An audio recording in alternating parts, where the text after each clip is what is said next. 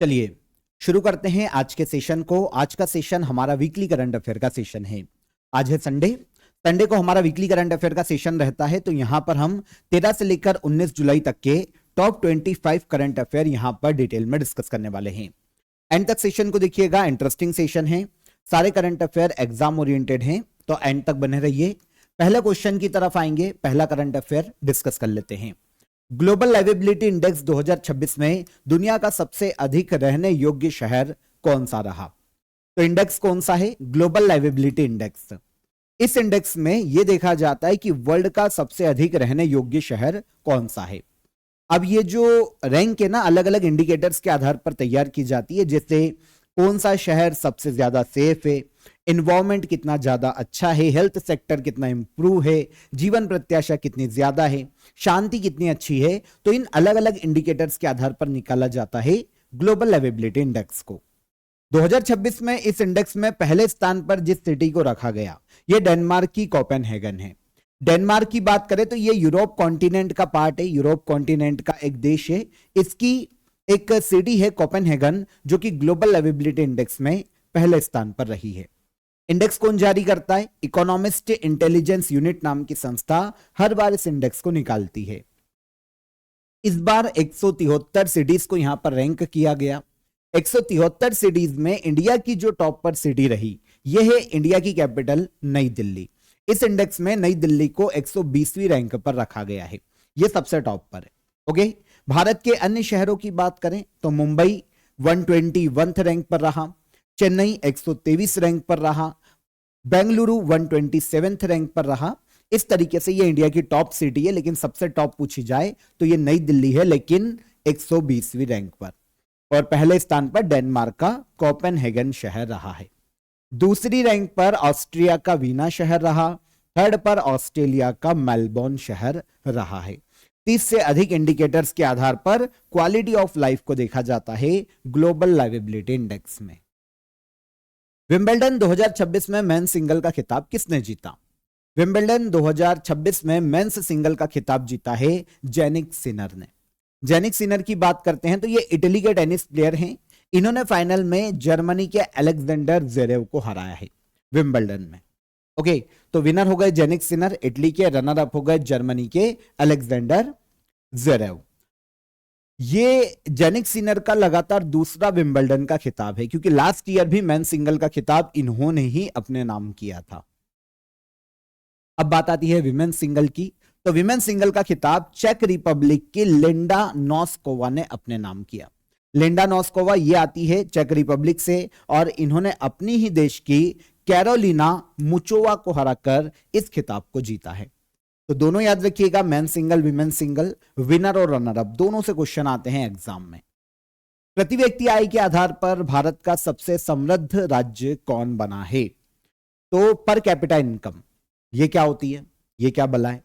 तो देखिए, per capita income की बात करते हैं ना, तो किसी भी स्टेट की टोटल पॉपुलेशन, टोटल इनकम, किसी भी स्टेट की जो टोटल इनकम है ना, उसमें से अगर आप उसकी पॉपुलेशन को डिवाइड कर दोगे तो आपको पता चलेगा कि पर व्यक्ति पर कितना पैसा कमाया जा रहा है। तो वो होता है प्रति व्यक्ति आय, जिसे कहा जाता है पर कैपिटा इनकम। तो पर कैपिटा इनकम के आधार पर भारत का जो सबसे समृद्ध राज्य ना, ये है सिक्किम राज्य। अब इसके कारण हो सकते हैं, ऐसा नहीं है कि सिक्किम के लोग बहुत ज्यादा कमाते हैं, इसका मतलब यह भी हो सकता है कि सिक्किम की पॉपुलेशन बहुत कम है। तो कारण है सिक्किम की पर कैपिटा इनकम सबसे ज्यादा होने का, जैसे पॉपुलेशन कम है, टूरिज्म को इन्होंने अच्छा प्रमोट किया है, हाइड्रो इलेक्ट्रिक प्रोजेक्ट पे अच्छा काम किया है, जिसके कारण राज्य के प्रति व्यक्ति आय में बढ़ोतरी देखने को मिली है। तो टॉप पर है सिक्किम की पर कैपिटा इनकम 7,07,179 है, भारत में सबसे अधिक।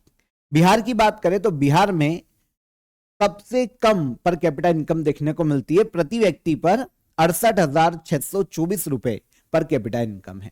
अब इसका कारण है क्योंकि बिहार में पॉपुलेशन ज्यादा है ना, इंडस्ट्रियलाइजेशन कम है, काफी प्रॉब्लम रही है, और गवर्नमेंट्स का भी देखा है कि बहुत सालों तक गवर्नमेंट में अनस्टेबिलिटी देखने को मिली है, तो उसके कारण बिहार में प्रति व्यक्ति आय हमको कम देखने को मिलती है। तो सबसे ज्यादा प्रति व्यक्ति आय वाला राज्य सिक्किम, सबसे कम बिहार। टॉप 3 की बात करते हैं तो सिक्किम के बाद दूसरे पर आता है गोवा, थर्ड पर आता है दिल्ली यूनियन टेरिटरी।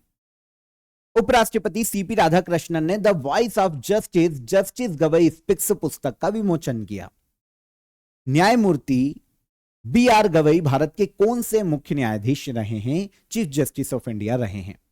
तो चीफ जस्टिस ऑफ इंडिया के जो थॉट्स हैं, जो उनकी स्पीच है ना, उनको असेंबल किया गया और असेंबल करके एक बुक रिलीज की गई है, the voice of justice justice Gavai speaks. Okay, इस बुक का नाम है। उपराष्ट्रपति सीपी राधाकृष्णन ने इस बुक को लॉन्च किया। अब अगर बी आर गवई की हम बात करते हैं तो ये भारत के 52वें चीफ जस्टिस ऑफ इंडिया के रूप में काम कर चुके हैं।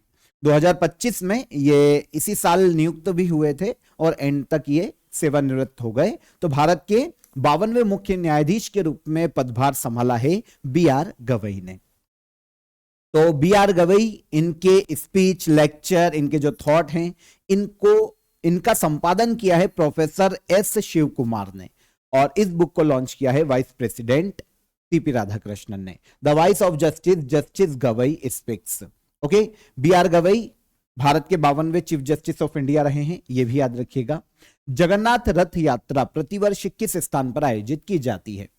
जगन्नाथ रथ यात्रा को आयोजित किया जाता है ओडिशा के पुरी में।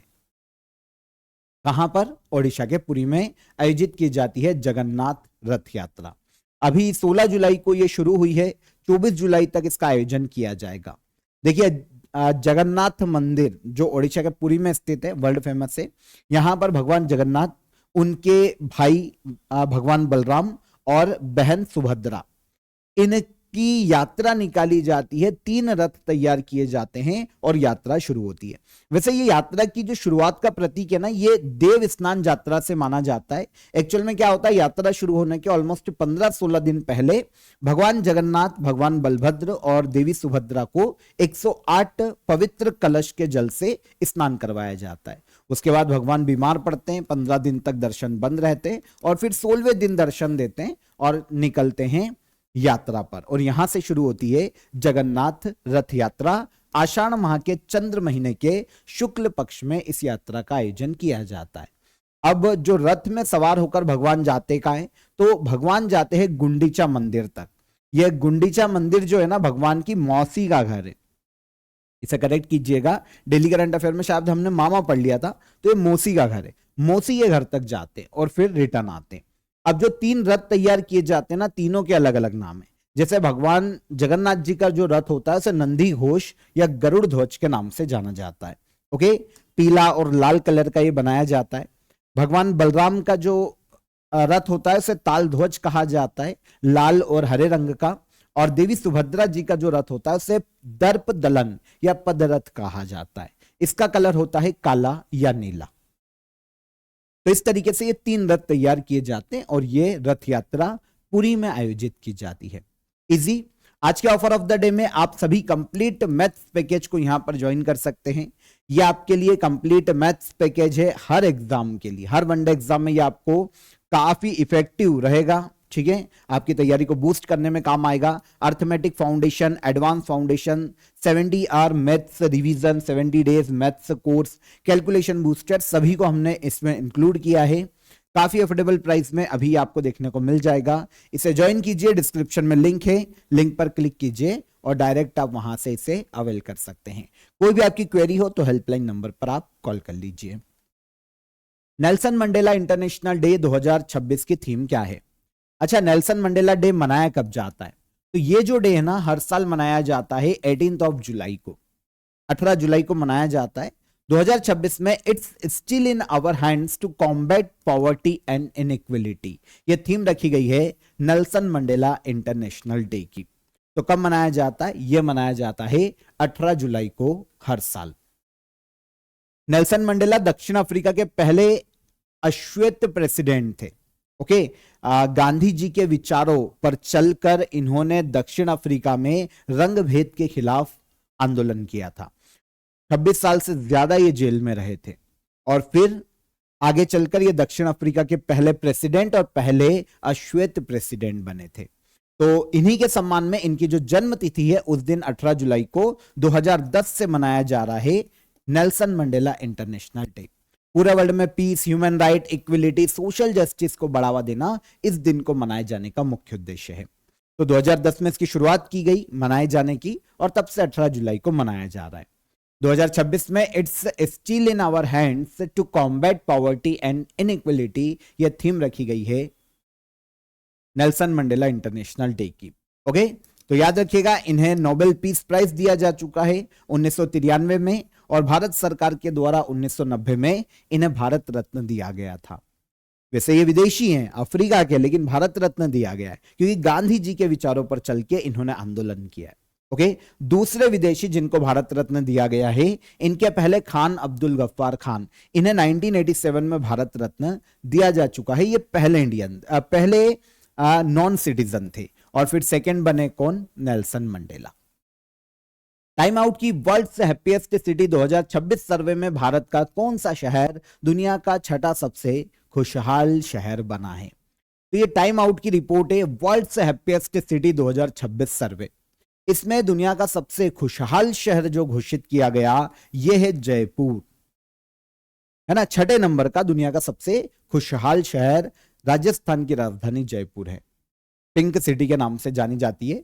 तो टाइम आउट की ये रिपोर्ट है, ठीक है। वर्ल्ड हैप्पीएस्ट सिटी के टॉप 10 में जगह बनाने वाला एकमात्र इंडियन सिटी जयपुर रही, छठे नंबर पर।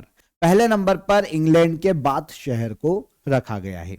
तो पहले पर इंग्लैंड का बाथ, सेकंड पर पनामा का पनामा सिटी, और थर्ड पर मैक्सिको की एक सिटी है गुडालाजारा, इसको तीसरे स्थान पर रखा गया। छठे स्थान पर इंडिया की एकमात्र सिटी टॉप 10 में जयपुर, राजस्थान। वर्ल्ड बैंक ने पीएम सूर्य घर मुफ्त बिजली योजना के लिए कितनी वित्तीय सहायता को मंजूरी प्रदान की है? तो वर्ल्ड बैंक भारत की पीएम सूर्य घर मुफ्त बिजली योजना के लिए 890 मिलियन अमेरिकी डॉलर की सहायता राशि प्रदान करने वाला है। 890 मिलियन अमेरिकी डॉलर। एक्चुअल में इसका उद्देश्य है कि 10 मिलियन घरों पर सोलर पैनल पहुंचाए जा सके। 10 मिलियन मतलब 1 करोड़ घरों पर सोलर पैनल लगाना मुख्य उद्देश्य है पीएम सूर्य घर मुफ्त बिजली योजना का। ओके, सोलर एनर्जी को बढ़ावा देने के लिए इंडियन गवर्नमेंट के द्वारा इसे 2024 में इंट्रोड्यूस किया गया था, 2024 में लॉन्च किया गया था। अब वर्ल्ड बैंक इस योजना को पूरी करने के लिए 890 मिलियन अमेरिकी डॉलर की वित्तीय सहायता को वर्ल्ड बैंक ने मंजूरी दी है। Ministry of new and renewable energy इस योजना को नोडल मिनिस्ट्री है इस योजना की। विश्व जनसंख्या दिवस कब मनाया जाता है? World population day. ये डे हर साल मनाया जाता है 11 जुलाई को। इंपॉर्टेंट है, काफी एग्जाम्स में पूछा जाता है, तो याद रखिएगा वर्ल्ड पॉपुलेशन डे। डे क्या है? 11 जुलाई। ओके, थीम पूछी जा सकती है, realising the hopes and aspirations of young people today and for the future. ये थीम रखी गई है 2026 में वर्ल्ड पॉपुलेशन डे की। देखिए 1989 में United Nation development programme UNDP के द्वारा इसे शुरू किया गया था। वैसे एक डे की याद में इसकी शुरुआत की गई थी 11 जुलाई 1987। इस दिन वर्ल्ड की पॉपुलेशन 5 बिलियन हो गई थी, तो इसी दिन की याद में लोगों को जनसंख्या कंट्रोल के प्रति अवेयर करना, बढ़ती हुई जनसंख्या को कैसे स्किल्ड जनसंख्या बनाया जा सके, इन सभी के प्रति अवेयर करना वर्ल्ड पॉपुलेशन डे को मनाए जाने का मुख्य उद्देश्य है। 11 जुलाई को यह मनाया जाता है हर साल, ये याद रखिएगा। शुरुआत 1989 में की गई। World directory of modern military aircraft के ग्लोबल एयर पावर्स रैंकिंग 2026 में भारतीय वायुसेना को कौन सी रैंक प्राप्त हुई है? तो world directory of modern military aircraft, ये इसके द्वारा एक रिपोर्ट आई है ग्लोबल एयर पावर्स रैंकिंग 2026। इसमें देखा जाता है कि किस देश की एयरफोर्स कितनी ज्यादा पावरफुल है। तो इस इंडेक्स में देश के आधार पर अगर भारत की एयरफोर्स की रैंक देखें तो देश के आधार पर भारत की एयरफोर्स को तीसरे स्थान पर रखा गया है। अब यहां पर देखिए एयरफोर्स में देखा क्या जाता है, केवल इतना नहीं देखा जाता है कि एयरफोर्स पर कितना एक्सपेंसेस किया जा रहा है, इसमें देखा जाता है मिलिट्री कैपेबिलिटी कितने ज्यादा है, एयरक्राफ्ट कितने ज्यादा है किसी भी एयरफोर्स के पास, है ना, और उनकी जो स्ट्रेटजी है कितनी पावरफुल है। इससे अलग अलग इंडिकेटर्स को मिलाया जाता है और फिर रैंक किया जाता है ग्लोबल एयर पावर्स रैंकिंग 2026 में। अब देखिए क्या होता है, आगे चलो बात करेंगे। अभी ये देख लो कि तीसरी रैंक पर इंडियन एयरफोर्स को रखा गया है। ये तो समझ में आ गया ना। जैसे देखो, combat capability, modern technology, training, logistic, maintenance और अलग अलग मिशन की कैसे प्रिपेयरनेस देखने को मिलती है, इस आधार पर रैंक किया जाता है एयरफोर्स को। अब इसमें टॉप 3 पर कंट्री के आधार पर इंडिया है। पहले पर है यूएसए, सेकंड पर है रशिया और थर्ड पर है इंडिया। लेकिन अगर हम एयर फोर्स पावर के आधार पर देखें, अगर हम कंट्री को साइड में रखते ना, तो इंडियन एयरफोर्स 6th रैंक पर आ जाती। सर समझ नहीं आया। देखो क्या होता है, यूएसए की एयरफोर्स तो सबसे पावरफुल है, लेकिन उनकी जो आर्मी है या उनकी जो नेवी है, उनके पास भी तो एयरक्राफ्ट है, तो वो भी पावरफुल है, उसको भी एक पर्टिकुलर रैंक दी गई है। तो इस तरीके से टॉप 5 में 3 तो यूएसए की है, सॉरी 3 नहीं 4 तो यूएसए की। इनका एयरफोर्स, इनकी नेवी की जो एयर कैपेबिलिटी है उसको भी रैंक किया गया है, तो 4 तो यूएसए की ही है उसमें। ओके, फिर रशिया की भी 1 है, तो 5 ये होगा, फिर 6ठे नंबर पर इंडिया आता है। लेकिन कंट्री के आधार पर देखें तो फिर यूएसए को एक सिंगल रैंक माना जाएगा, रशिया सेकंड और इंडिया थर्ड पर है। तो कंफ्यूज मत होना, डेली करंट अफेयर में भी कंफ्यूज हुए थे आप लोग, तो इसको ध्यान रखिएगा। 8वें खेलो इंडिया यूथ गेम्स 2026 की मेजबानी कौन सा राज्य करेगा? 8वें खेलो इंडिया यूथ गेम्स की मेजबानी करने वाला है 2026 में तेलंगाना राज्य। तेलंगाना में 8th एडिशन का आयोजन किया जाने वाला है। Union minister of youth affair and sports Mansukh Mandaviya है, इन्होंने अनाउंस किया है कि 8वें खेलो इंडिया यूथ गेम्स का आयोजन किया जाएगा तेलंगाना में। वैसे खेलो इंडिया यूथ गेम्स का जो 7वां एडिशन था वो आयोजित किया गया था बिहार में मई 2025 में। ओके, उस वक्त लास्ट एडिशन में महाराष्ट्र मेडल टेली में पहले स्थान पर रहा था 158 मेडल, हरियाणा दूसरे पर 117 मेडल के साथ और राजस्थान तीसरे नंबर पर रहा था 60 मेडल के साथ। तो ये टॉप 3 है, इनको भी याद रखिए। महाराष्ट्र पहले स्थान पर था 7th addition last year Bihar में, और अब 8th एडिशन खेलो इंडिया यूथ गेम्स का आयोजन किया जाएगा कहां पर? तो यह आयोजन किया जाएगा तेलंगाना राज्य में। प्रसिद्ध पार्श्व गायिका एस जानकी का हाल ही में निधन हो गया। इन्होंने वर्ष 2013 में कौन सा नागरिक सम्मान स्वीकार करने से इनकार कर दिया था? तो एक बहुत ही famous playback singer S Janaki, इनका हाल ही में निधन हो गया। 2013 में इन्होंने पद्म भूषण लेने से इनकार कर दिया था। एस जानकी 70 वर्षों तक भारतीय जो फिल्म उद्योग है उसमें प्लेबैक सिंगर के रूप में इन्होंने काम किया है। 48,000 से ज्यादा गाने अलग अलग लैंग्वेजेस में इन्होंने गाए हैं। तो प्लेबैक सिंगर एस जानकी का 88 ईयर की एज में निधन हो गया कर्नाटका में। इन्हें नाइटिंगेल ऑफ साउथ इंडिया कहा जाता था, क्योंकि यह आंध्र प्रदेश राज्य से आती है। तेलुगु सिनेमा में काफी गाने गाए और फिर अलग अलग लैंग्वेजेस में भी इन्होंने गाने गाए हैं। Nightingale of south India. संगीत के क्षेत्र में इनके योगदान के लिए इनको 2013 में पद्म भूषण दिया गया था, लेकिन इनका कहना था कि भैया वो भारत रत्न की हकदार है और किसी भी आर्टिस्ट को उनके जीवन काल में ही उनको अवार्ड दिए जाने चाहिए। अब आज आप मेरे को पद्म भूषण दोगे, फिर पद्म विभूषण पता नहीं 20 साल बाद कभी दोगे, फिर भारत रत्न मरने के बाद दोगे, तो इनका कहना था कि भैया जीवन काल के दौरान ही दिए जाने चाहिए। तो इन्होंने पद्म भूषण लेने से उस वक्त मना कर दिया था। 2013 में इनको पद्म भूषण दिया जा चुका है। एस जानकी, इनका 88 ईयर की एज में निधन हो गया। लॉर्ड्स में टेस्ट ऑनर बोर्ड पर नाम दर्ज करवाने वाली पहली महिला क्रिकेटर कौन बनी है? लॉर्ड्स क्रिकेट ग्राउंड, ये यूनाइटेड किंगडम के लंदन में है। इसके टेस्ट ऑनर बोर्ड पर नाम दर्ज करवाने वाली पहली भारतीय महिला क्रिकेटर बनी है क्रांति गौड़। क्रांति गौड़ मध्य प्रदेश से आती है, एक बॉलर है इंडियन फीमेल क्रिकेट टीम में। तो अभी हुआ यह था कि लॉर्ड्स क्रिकेट ग्राउंड पर, जो कि इंग्लैंड के लंदन में है, यहां पर एक टेस्ट मैच खेला गया था इंडिया और इंग्लैंड के मध्य में।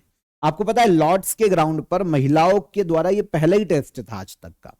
तो इसमें क्या होता है कि अगर कोई 5 विकेट एक ही पारी में ले लेता है तो उससे 5 विकेट हॉल का दर्जा दिया जाता है, और फिर जो लॉर्ड्स का बॉलिंग ऑनर बोर्ड होता है उस पर उनका नाम दर्ज किया जाता है। तो पहली महिला दुनिया की जिन्होंने लॉर्ड्स बॉलिंग ऑनर बोर्ड पर नाम दर्ज किया है वो है कौन? क्रांति गौड़।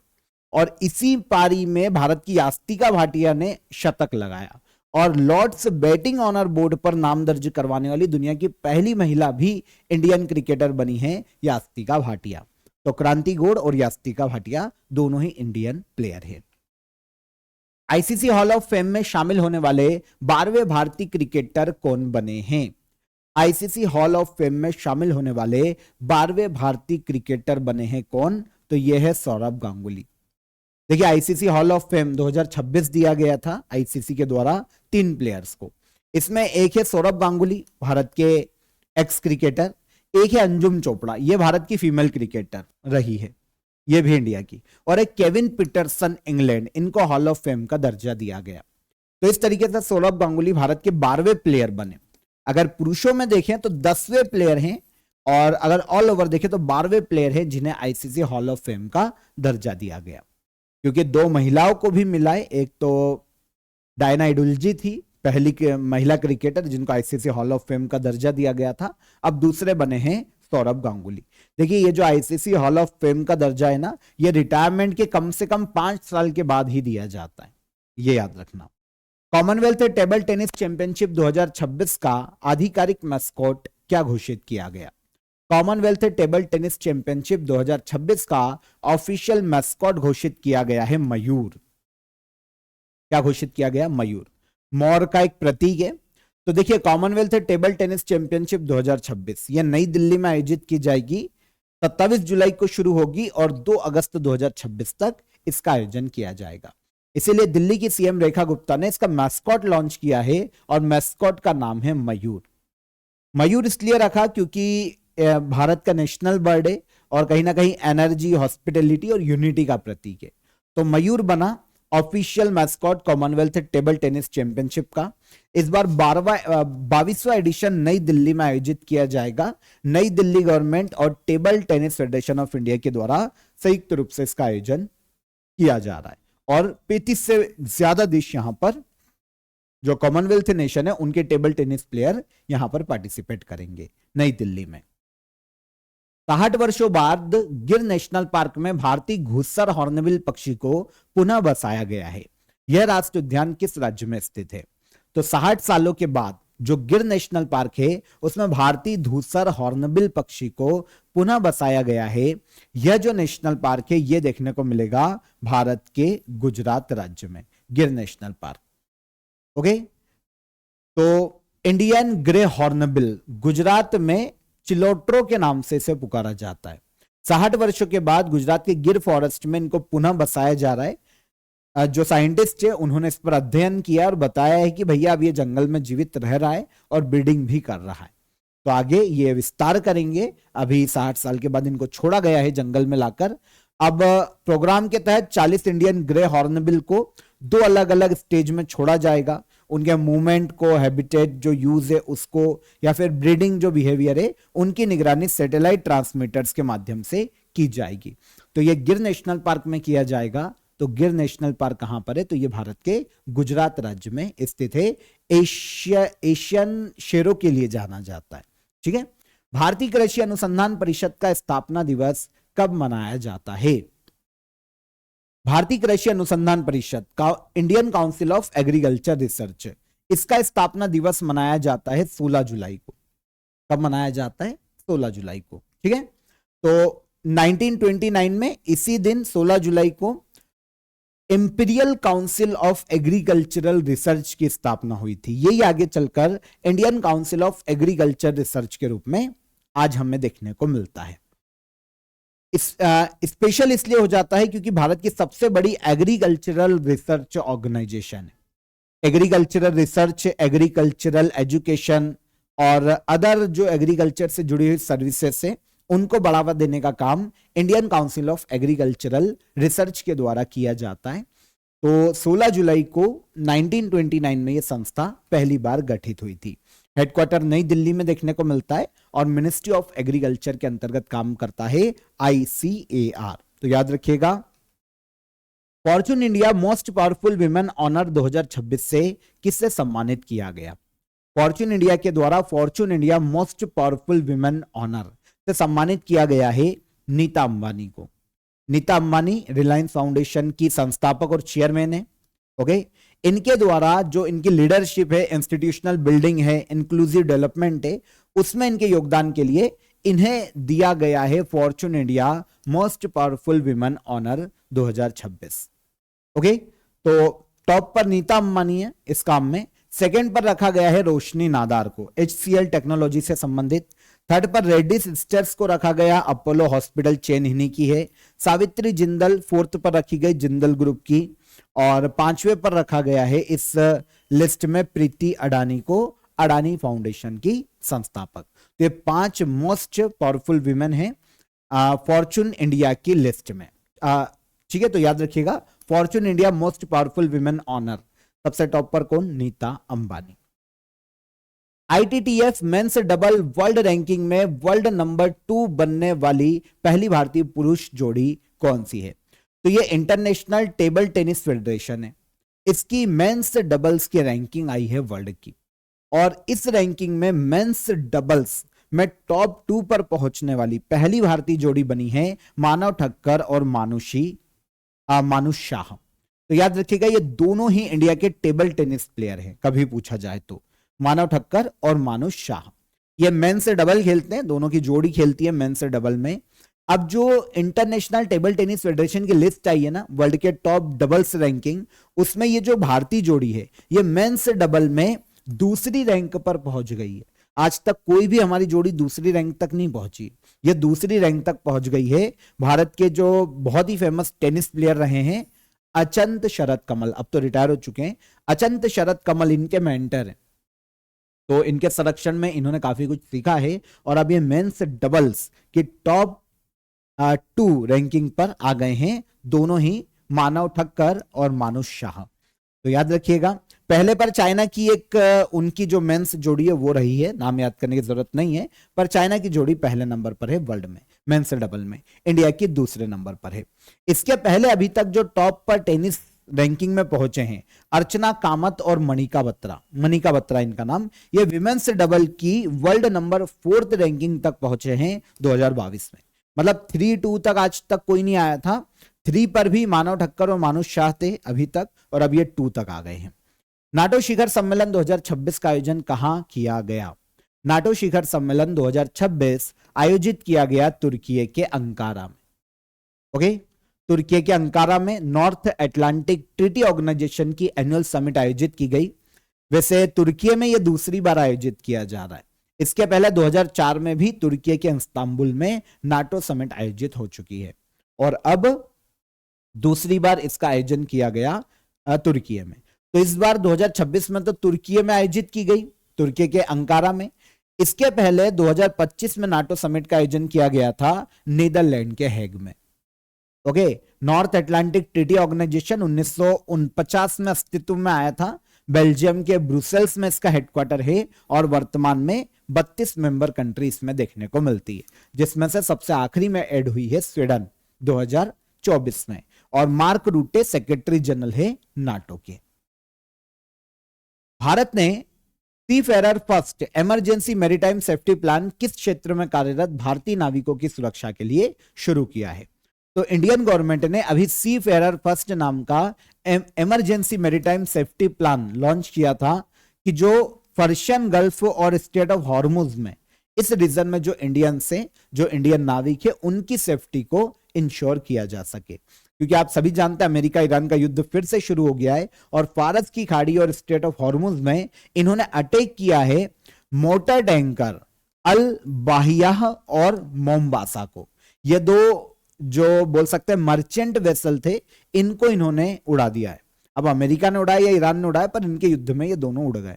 तो उसमें क्या हुआ है कि इंडियंस भी मारे गए हैं, क्योंकि इंडियन नाविक जो है ना इन मर्चेंट शिप्स पर काम करते हैं। तो उसके बाद हमारे जो नाविक है उनकी सिक्योरिटी के लिए, सेफ्टी के लिए seafarer first emergency maritime safety plan launch किया है इंडियन गवर्नमेंट ने। तो यही है, इनकी सुरक्षा की जाएगी, सुनिश्चित किया जाएगा और इनको जो भी सिक्योरिटी होगी वो प्रोवाइड की जाएगी। महिलाओं को कानूनी रूप से किसान का दर्जा देने के लिए महिला किसान सशक्तिकरण अधिनियम 2026 लागू करने वाला भारत का पहला राज्य कौन सा बना है? तो महिलाओं को कानूनी रूप से किसान का दर्जा देने वाला महिला किसान सशक्तिकरण अधिनियम 2026 लागू करने वाला पहला राज्य बना महाराष्ट्र राज्य। महाराष्ट्र रिसेंटली एक बिल महाराष्ट्र ने पास किया है, Maharashtra women farmer empowerment act 2026। इसमें इन्होंने क्या किया है कि महिलाओं को कानूनी रूप से फार्मर का दर्जा दिया है। तो ये ऐसा करने वाला कि फार्मर का दर्जा दिया जा रहा महिलाओं को, पहला राज्य बना है महाराष्ट्र राज्य। देखिए महिलाओं को कृषि से जुड़े हुए राइट्स, जो गवर्नमेंट स्कीम्स है, जो फाइनेंशियल फैसिलिटीज है, वो महिला फार्मर तक पहुंचाई जा सके, ये इस बिल को लागू किए जाने का मुख्य उद्देश्य है। जो विमेन फार्मर है ना, उन्हें विमेन फार्मर सर्टिफिकेट दिया जाएगा। अगर वो भूमि की मालिक नहीं भी है तो भी उनको सारी फैसिलिटी और सारी गवर्नमेंट स्कीम्स का लाभ दिया जाएगा जो कि फार्मर्स को दिया जाता है। तो ये महिलाओं को कानूनी रूप से फार्मर का दर्जा देने वाला भारत का पहला राज्य महाराष्ट्र बना है एक्ट के माध्यम से। चर्चा में रही कोरकू जनजाति मुख्य रूप से भारत के किस राज्य में निवास करती है? कोरकू जनजाति का निवास देखने को मिलता है मध्य प्रदेश राज्य में। रिसेंटली ये सुर्खियों में इसलिए है क्योंकि खंडवा जिले में, जो कि मध्य प्रदेश के दक्षिण पश्चिम में आता है, यहां पर इन्होंने एक बहुत बड़ा प्रोटेस्ट किया है कोरकू जनजाति ने।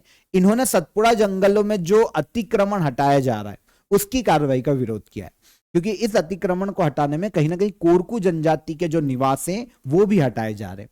जबकि कोरकू जनजाति का कहना है कि फॉरेस्ट राइट एक्ट 2006 के तहत वो जनजातीय आदिवासी समुदाय जो फॉरेस्ट में 2005 से पहले से रह रहे हैं या फिर जिनका जीवन यापन फॉरेस्ट और जंगलों से ही चलता है, उनको उनके फॉरेस्ट के राइट दिए जाएंगे, उनको बेदखल नहीं किया जाएगा। लेकिन अब कोरकू जनजाति के लोगों का कहना है कि हमको बेदखल किया जा रहा है तो हमारे राइट्स को प्रोटेक्ट किया जा सके। तो खंडवा जिला मुख्यालय को भी घेरा गया था इनके द्वारा। 2000 से ज्यादा कोरकू आदिवासी यहां पर शामिल हुए थे इस प्रोटेस्ट में। तो मध्य प्रदेश के सतपुड़ा रेंज में इनका निवास स्थान देखने को मिलता है। एमपी के दक्षिण और दक्षिण पश्चिम जिलों में निवास करती है कोरकू कम्युनिटी। हालांकि मध्य प्रदेश के आसपास छत्तीसगढ़ में भी कोरकू जनजाति का निवास स्थान है, लेकिन स्पेशली ये मध्य प्रदेश में देखने को मिलते हैं। एग्रीकल्चर और फॉरेस्ट प्रोडक्ट पर ही इनकी आजीविका आश्रित है, तो इनको फॉरेस्ट से ना हटाया जाए, ये इस जनजाति की डिमांड है। शेड्यूल्ड ट्राइब है मध्य प्रदेश राज्य की Korku. Brand finance India 100 report 2026 के अनुसार लगातार 10वें वर्ष भारत का सबसे मूल्यवान ब्रांड कौन सा रहा है? तो ब्रांड फाइनेंस इंडिया 100 रिपोर्ट 2026, इसके अनुसार लगातार 10वें वर्ष भारत का सबसे मूल्यवान ब्रांड रहा है टाटा ग्रुप। अगर टाटा ग्रुप की ब्रांड वैल्यू देखें तो ये 33 बिलियन अमेरिकी डॉलर से ज्यादा है। ओके, तो सबसे वैल्यूएबल ब्रांड है टाटा ग्रुप। लगातार 10वें वर्ष ये सबसे वैल्यूएबल ब्रांड रहा है। अडानी ग्रुप ने 13वें स्थान से 8वें स्थान तक ये पहुंचकर टॉप 10 में सबसे तेजी से प्रवेश किया है। ओके, तो ये भी एक इंपॉर्टेंट पॉइंट हो जाता है। टॉप 100 ब्रांड से ना उनकी ब्रांड वैल्यू इंडिया में 252 बिलियन अमेरिकी डॉलर से ज्यादा है, और इसमें सबसे टॉप पर है टाटा ग्रुप, 33 बिलियन अमेरिकी डॉलर से ज्यादा ब्रांड वैल्यू है। इसके बाद इन्फोसिस सेकंड पर आता है 16.4 बिलियन अमेरिकी डॉलर के साथ। थर्ड पर आता है LIC ग्रुप 15.3 बिलियन अमेरिकी डॉलर। तो ये बेसिक फैक्ट है, इनको याद रख लेना, ठीक है ना। ब्रांड फाइनेंस एक स्वतंत्र कंसल्टिंग फर्म है जो कि यूनाइटेड किंगडम के लंदन में इसका हेडक्वार्टर है। अब ब्रांड जो स्ट्रेंथ है, उनका वैल्यूएशन है, उसका आंकलन करना और रिपोर्ट प्रकाशित करना ब्रांड फाइनेंस का मुख्य कार्य है। तो इसी की रिपोर्ट निकाली गई है जिसमें टाटा ग्रुप इंडिया में टॉप का वैल्यूएबल ब्रांड है। लास्ट क्वेश्चन, हाल ही में यूक्रेन के नए प्रधानमंत्री के रूप में किसे नियुक्त किया गया है? यूक्रेन के नए प्रधानमंत्री नियुक्त किए गए हैं सेर्ही कोरेस्की। देखिए, यूक्रेन में रशिया से युद्ध चल रहा है, 2022-2023 से ये युद्ध चल रहा है। युद्ध के बीच में ये तीसरे पीएम बन चुके हैं अभी तक। कौन बने हैं? सेर्ही कोरेस्की। तो यूक्रेन के नए पीएम, एक्चुअल में यूक्रेन में जो एक्चुअल पावर है ना वहां के प्रेसिडेंट के हाथ में होती है, और वो है व्लादिमीर जेलेंस्की। तो व्लादिमीर जेलेंस्की ने पूर्व पीएम यूलिया सेरिडेंको, इन्हीं ने नियुक्त किया था। यूलिया सेरिडेंको को हटाकर नया पीएम अपॉइंट किया है सेर्ही कोरेस्की को। तो अब सेर्ही कोरेस्की यूक्रेन के एक बार फिर से नए पीएम के रूप में अपॉइंट किए गए। यूक्रेन एक यूरोपीय कंट्री है, कीव इसकी कैपिटल है, और व्लादिमीर जेलेंस्की इसके प्रेसिडेंट के पद पर है। इजी। तो यहां पर हमने 13 से लेकर 19 जुलाई तक के टॉप इंपॉर्टेंट करंट अफेयर आज के वीकली करंट अफेयर के सेशन में डिस्कस किए हैं डिटेल में। आई होप सेशन पसंद आया होगा। सेशन को लाइक और शेयर करके जाइएगा। चैनल पर पहली बार आए हो तो चैनल को सब्सक्राइब कर लो। ऑफर ऑफ द डे की लिंक मैंने आपको डिस्क्रिप्शन में दे दी है, वहां से आप इसे ज्वाइन कर लीजिएगा। हम कल फिर मुलाकात करेंगे नेक्स्ट डे के करंट अफेयर में। तब तक ख्याल रखिएगा अपना। जय हिंद, जय भारत।